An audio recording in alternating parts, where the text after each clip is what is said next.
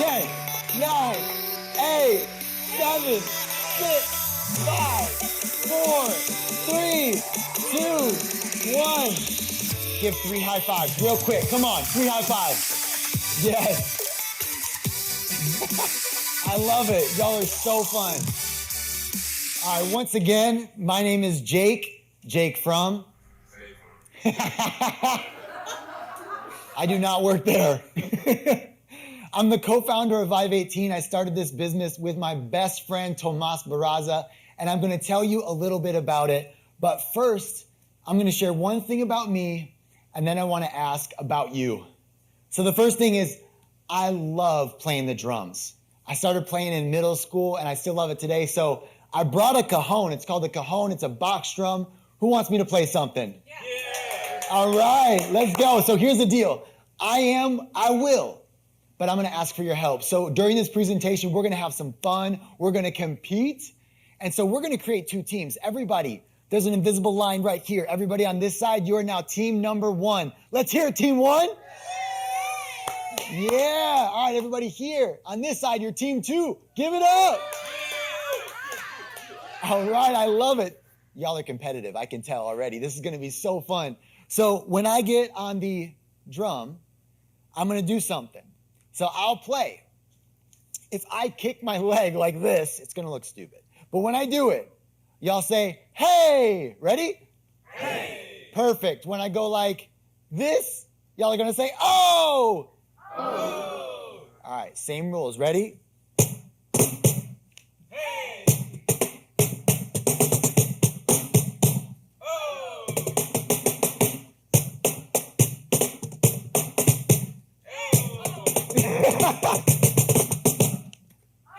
There wasn't anything.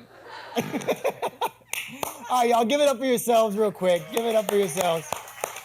We got to have a little fun in the beginning because here's the truth.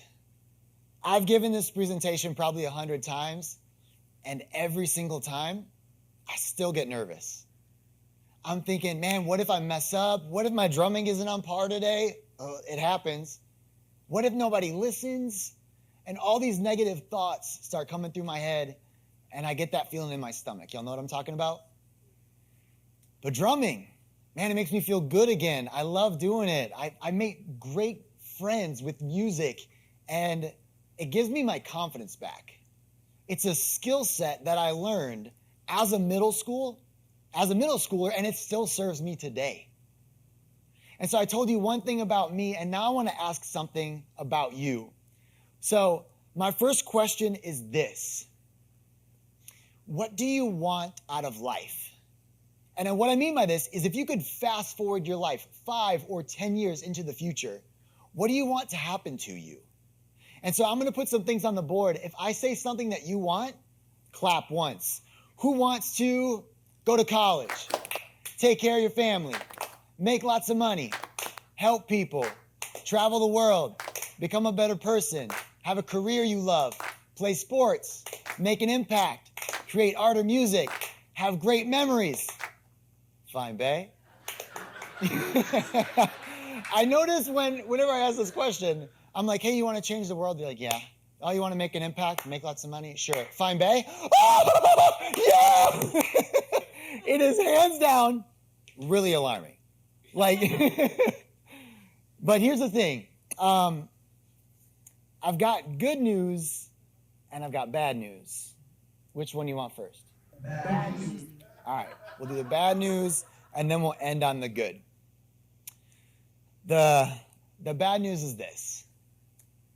I think everybody wants this stuff. I'm not sure that everybody seems to get it.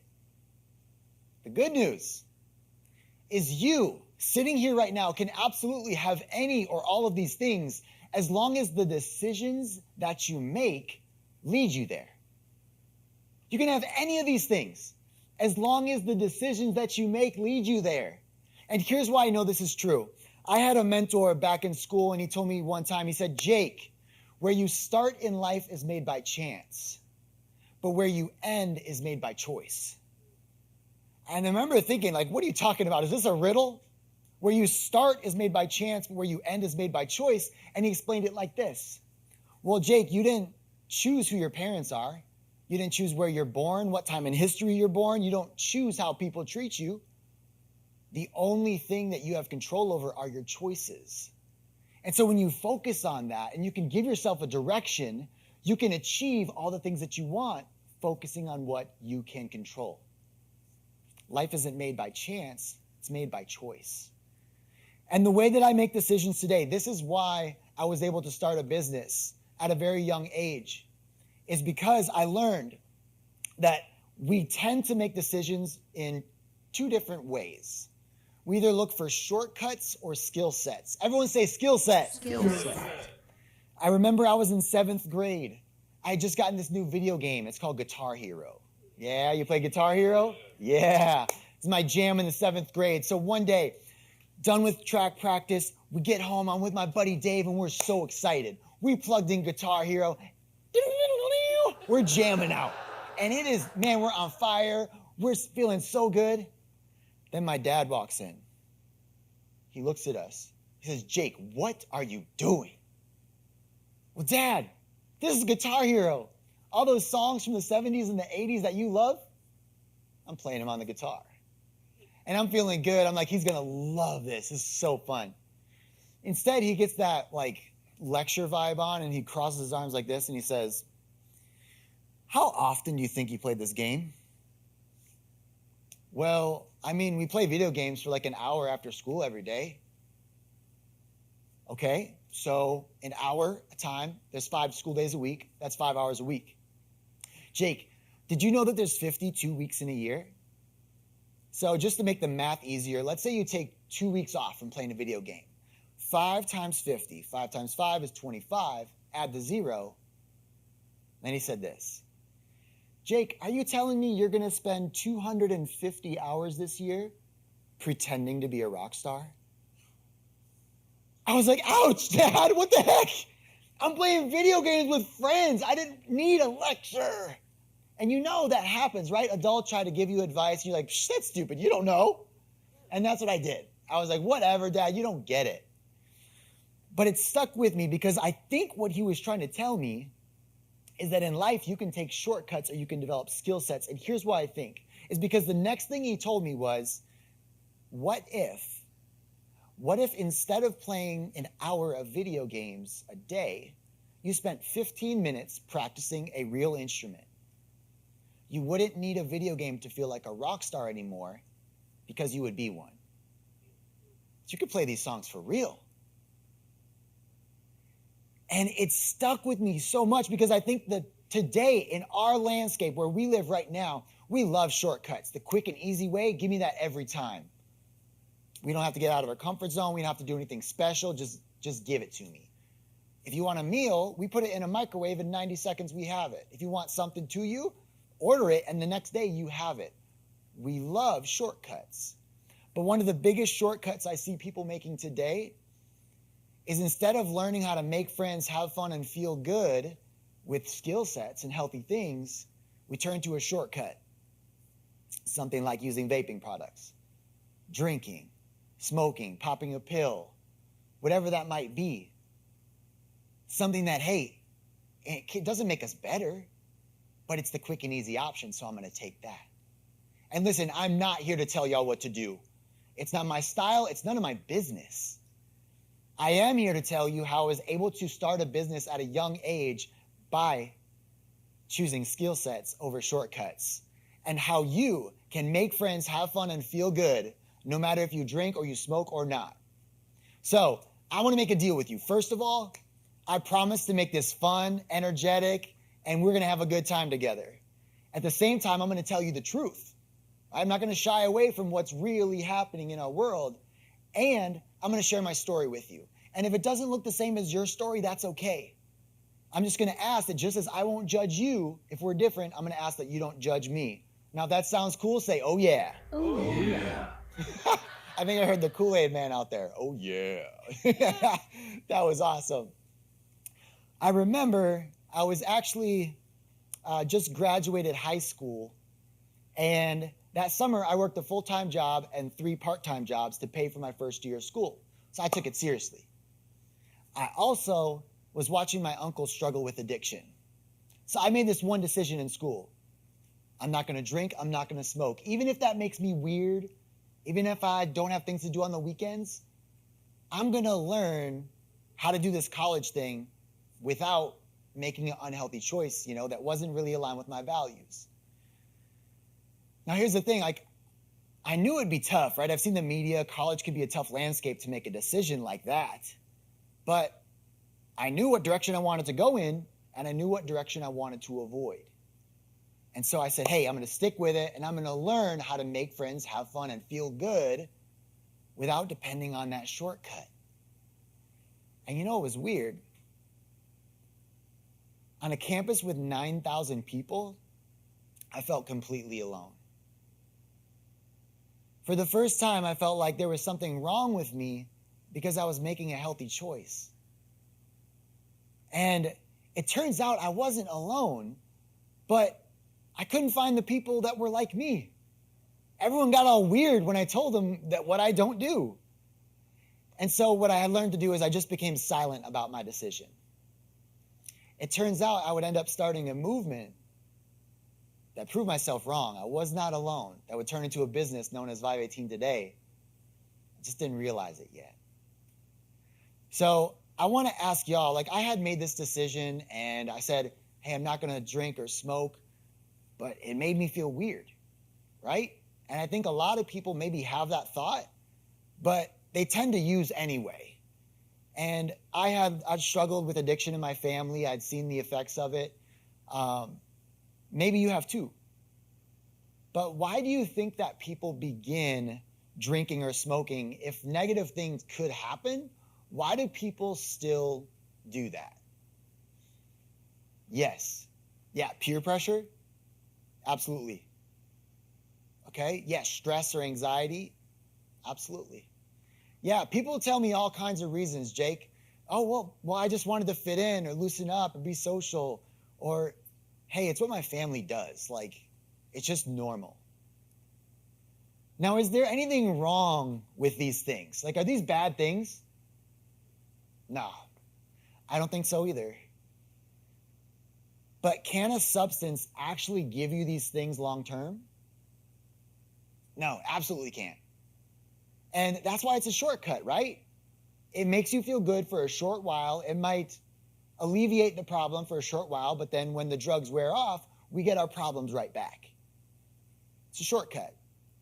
On the other hand, do you believe, are there other ways to get these things? Yeah, there are skill sets that you can do to be social, to relieve your stress, to escape, to have fun with family. It's all about those choices. But I want to share something with you that I wish I would have known at a young age, and some of my friends wish that they would have known. First, it's that if you choose to drink or smoke before the age of 15, studies show that you're 5 times more likely to develop an addiction. Another study showed that 9 out of 10 adults who struggle with addiction right now, they started before the age of 18. So on one hand, what you do before 15 can lead to addiction. Before 18, what does that tell you about the decisions that you make as a teenager? They're important. Yeah. In fact, I would argue the decisions you make as a teenager are more important than the decisions you make as an adult. The reasons why this is true is because your brain is not fully developed until your mid-20s. So any substance that you put into your body goes into your brain and it shuts down the development of your frontal lobe. This is the last part to develop, and it's where you make your money as an adult. It's where you have successful relationships. It's where you become this smart, successful individual. And that's still going on. So you want to protect that brain as much as possible. And if I shared this stat with you and you got that sinking feeling in your stomach, I just want you to know, it's not too late. Recovery is not easy, but it's possible. And if you choose, you want to do something different, the people at this school, they show up every day because they love you. They're not doing it for a huge paycheck. They're doing it because they're passionate about your future. And I bet that if you ask them for help, they would do anything to get you the help that you need. Now, on the other hand, what are some reasons why people would choose not to drink or smoke? You know, I shared mine, but what are some others? Yeah? Athletics, yes, right? They're on their sporting team, absolutely. Okay, they've seen what it's done to other people. Yep. Here's some things that we see. I ask this question from students all across the country. They say, hey, I want to protect my health, my family, my sporting career, academics. Maybe your faith tells you it's not the right move. You want to save your money. You have fun without it. Or you want to stay in control of your body and avoid addiction. Is there anything bad on this list? Nope. All good things. But the difference is, these are all long-term things. These are the things that you say, I want to protect. And that's where I was. As a college student, I said, all right, I want to get all those things short-term that all my friends want, but I also want to protect my long-term goals. So how do we do it? That's when I learned two things that I'll share with you right now. The first thing is called dopamine. Everyone say dopamine. Dopamine. Dopamine. Can someone tell me in one sentence what dopamine is? Who wants to try? What do you think? It's like that hit you get when you do something. Yes, it's that hit you get when you do something. I love the way that you said that. So it's a hit, meaning like your brain feels a certain kind of way, right? And it's actually a natural high. It's your body's natural way of rewarding you for doing healthy behaviors. So when you sleep, you know when you're in bed and you're like, your alarm goes off and you're like, oh, this feels so good. I do not want to get out of the covers. That's dopamine. It's making you feel good because sleep is good for your survival. When you haven't had a meal in a while and then you eat that peanut butter jelly sandwich and you're like, this hits good. You're like, this is the best PB&J I've ever had. That's dopamine reminding you, hey, keep eating that food. Like that's good for you. You need to do it frequently to keep you alive. But your body actually releases this when you practice art, music, practice your instrument, you're in sports, you hang out with that friend who makes you laugh. Your body rewards you because it's good for you. Now, what I learned going to school was people were using drugs to get that dopamine. But it's actually, right, it's a shortcut because what they would do is they get a short spike and then they get a quick drop as well. The trick is it never gets as high as it was in the beginning, and so you have to use more and more and more. Addiction starts to take place. That's why it's so dangerous. So I want to get in healthy ways. So when I would go out on Friday, Saturday nights, it means I'm going to play basketball or spike ball with my friends. I'm going to get behind the drum kit before I go out so I'm feeling good and I have that confidence. What is that for you? What's that thing you love doing that makes you feel good? Maybe you're not the best at it. You don't have to be the best. But it's that thing that gets you alive. If you get dopamine in that way, it's sustainable. It's a skill you can invest in and it will serve you for the rest of your life. When you choose to use a drug to get it, it steals that dopamine and your brain just says, just give me that shortcut. I don't care about drumming anymore. I don't care about your sports anymore. You become less and less interested. That's how the brain works. Your brain loves shortcuts. So that's why I was thinking, I don't want to introduce those shortcuts. The second thing is I had to learn how to say no to someone when they invited me to do something like this. And mine was simple. I'll teach it to you. It's a secret word. Tonight. Everyone say tonight. Tonight. The reason why this works is because if you have to say no to someone, it feels bad coming out of your mouth. It feels like rejection and negativity. It's like, ugh. Nobody likes saying it. No one likes hearing it. But instead, if you say, hey, no, you know what? I'm actually not smoking tonight. Not drinking tonight. They can assume that you do other nights and you won't get all the same peer pressure that you might if you tell someone.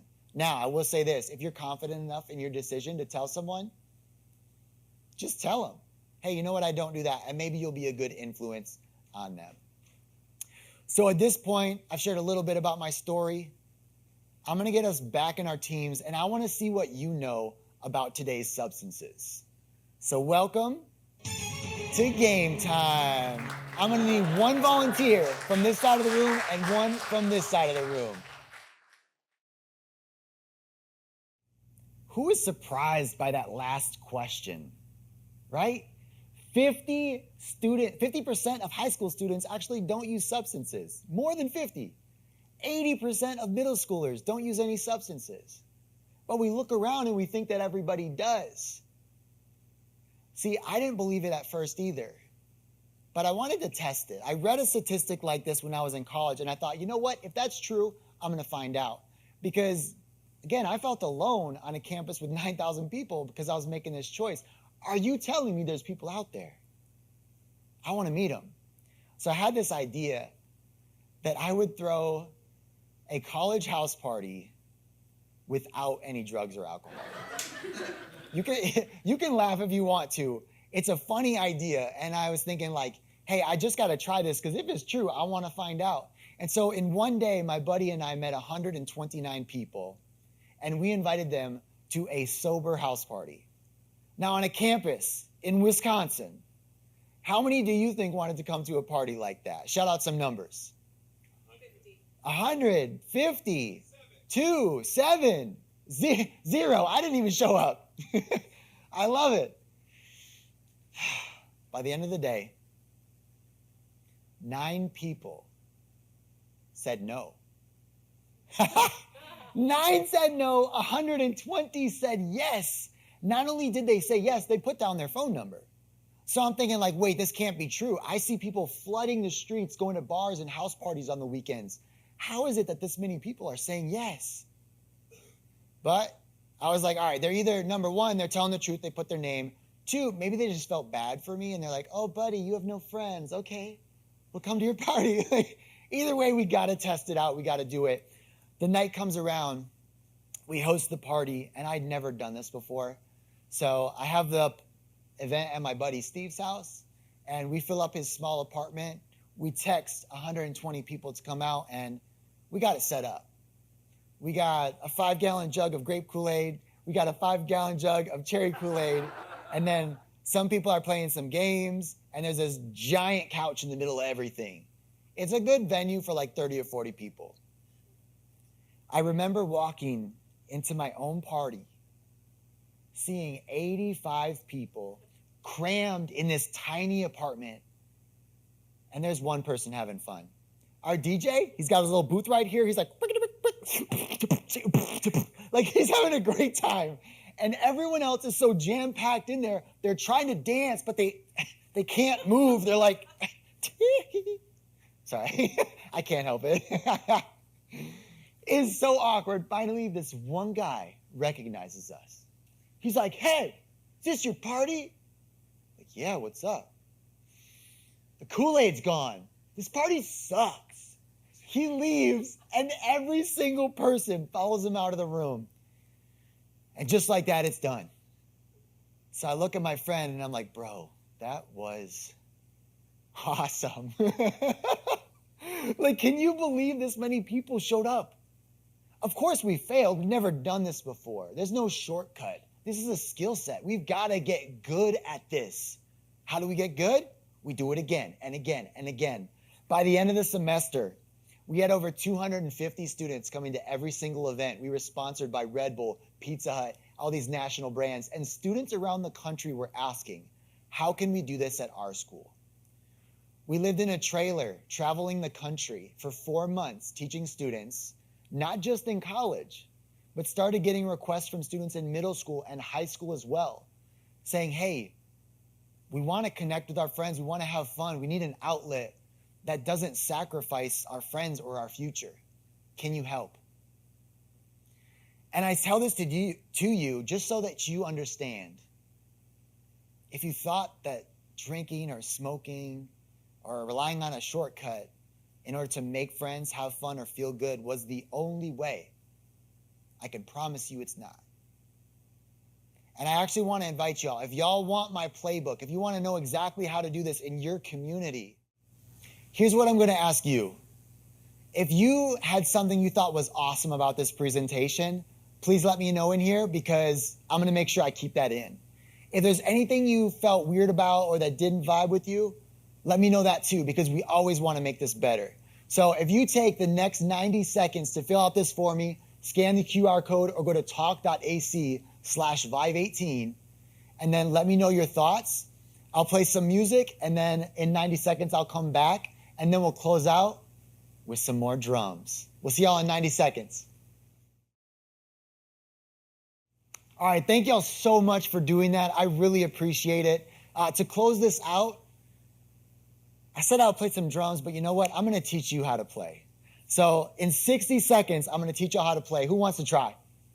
All right, take your throwing hand, whatever hand you throw with, and we're going to hit the hi-hat. It's like this. 1, 2, 3, 4. There you go. 1, 2, 3, 4.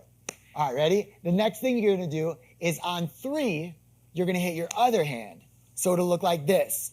1, 2, both. 4. 1, 2, both. 4. All right, we'll loop this one time. One more. And stop. Y'all are pretty good. I love it. The last part is the hardest part. By the way, this took me 2 weeks to learn in middle school. So if you don't get it, don't be too hard on yourselves. You're going to take that offhand you don't throw with. Just put it down, relax it for a little bit, maybe like this. Go back to your original throwing hand. On 1, we're going to stomp the ground. It'll look like this. 1, 2, 3, 4. 1, 2. Ready, go. 1, 2, 3, 4.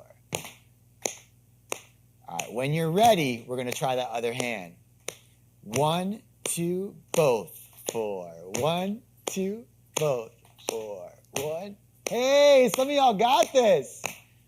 Some of y'all are really bad. All right, and stop. Give it up for yourselves. That was good. I want to leave y'all with this. Hey, you might not have been perfect, but if you can learn the foundation of drumming in 90 seconds, imagine what you could do with a lifetime of choosing skill sets instead of taking shortcuts. I promise you, not only can you learn how to make friends, have fun, and feel good without sacrificing your friends and your future, but you can get every single thing that you told me you wanted at the beginning of this presentation. Thank y'all. Have a good day.